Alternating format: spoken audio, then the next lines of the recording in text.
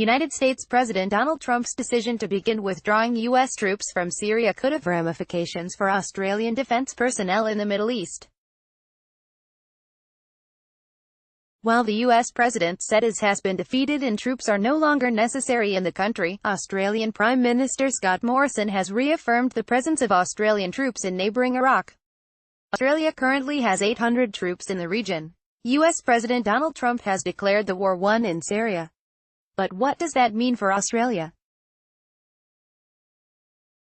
Although the U.S. is planning to pull out troops from Syria, they will still have 5,200 people across the border in Iraq.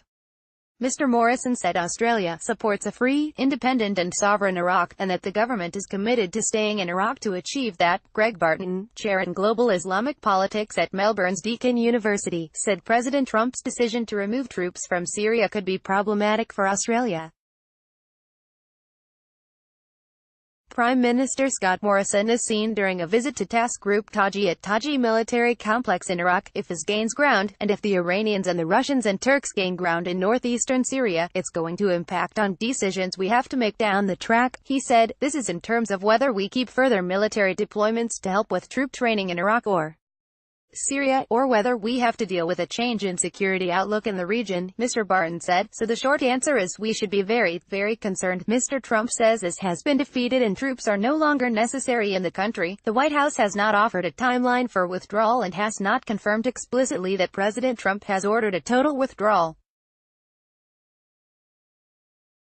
But what seems clear is the president has overridden the advice from his top national security advisors, U.S. ground commanders, and stunned politicians with the announcement. The decision could leave the United States with few options to prevent a possible resurgence of IS, and could also undermine diplomatic efforts to end the Syrian civil war, which is now in its 8th year. Fellow Republicans have slammed the president's Syria decision as an Obama-like move. Republican Senator for South Carolina Lindsey Graham, who is often a strong ally of the president, said this decision will have devastating consequences. If this decision is a withdrawal of all of our forces in Syria now, we're dramatically less safe, he said. This is an Obama-like move. IS would not be alive today if it were not for Obama's decision to withdraw from Iraq. Senator Graham said, I'll have to say if Trump withdraws from Syria and they do come back, like I think they will, he'll be one of the reasons they came back. While IS control has been decimated in the country, Lowy Institute research fellow Roger Shanahan said he wouldn't say they have been defeated. Brett McGurk, the longtime representative against Islamic State from the U.S. government, has said what they want to achieve is an enduring defeat, and an enduring defeat has not been achieved yet, he said. So using the term defeat when there is still contact with Islamic State forces going on as well, I'd have to say, is a bit premature, he said.